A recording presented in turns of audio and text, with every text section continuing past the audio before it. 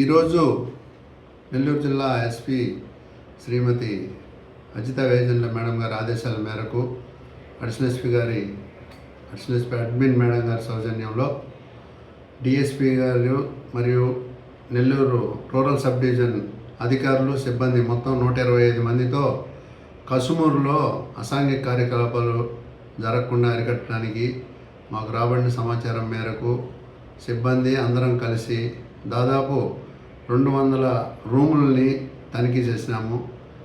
75 ఇళ్లని తనిఖీ చేసినాము. ఈ తనిఖీల్లో భాగంగా 39 మోటార్ సైకిల్స్ను మరియు 7 ఆటోలను సీజ్ చేసి డాక్యుమెంట్స్ అన్నీ పరీక్షించడం జరిగినది. అదేవిధంగా ఈ రూముల్లో అసాంఘిక కార్యకలాపాలు జరుపుతున్నటువంటి 2 జంటలని మరియు ఆ రూమ్ ఓనర్స్ని కూడా ఆధీనంలోకి తీసుకొని వారిపై కేసు నమోదు చేయడం జరిగినది.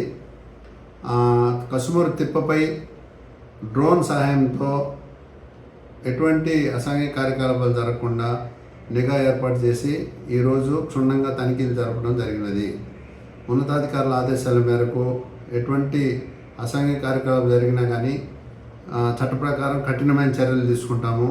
ప్రజలు మరియు మీడియా వారు కూడా ఏమన్నా అటువంటి మీ దృష్టికి వస్తే వెంటనే మాకు ఫోన్ చేసిన ఎడల తగు చర్య తీసుకుంటాము. ఈరోజు ప్రతి వారంలాగానే వెంకటాచలం పోలీస్ స్టేషన్ పరిధిలో ఉన్నటువంటి రౌడీ షీటర్సు మరియు సస్పెక్ట్ షీట్స్లో ఉన్న పర్సన్స్ అందరినీ కూడా పోలీస్ స్టేషన్కి పిలిపించి గట్టిగా వార్నింగ్ ఇచ్చి కౌన్సిలింగ్ చేయడం జరిగింది.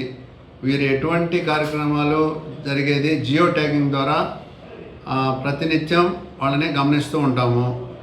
ప్లస్ ఏదైనా అసాంఘిక కార్యకలాపాల్లో పాల్పడిన గాంజాయి మరియు దానికి సంబంధించిన మాదక ద్రవ్యాల విషయంలో ఏదన్నా వీళ్ళు పార్టిసిపేషన్ ఉన్నా కానీ వీళ్ళే కదా ఎవరున్నా సరే కఠినమైన చట్టపరమైన చర్యలు తీసుకుంటాము.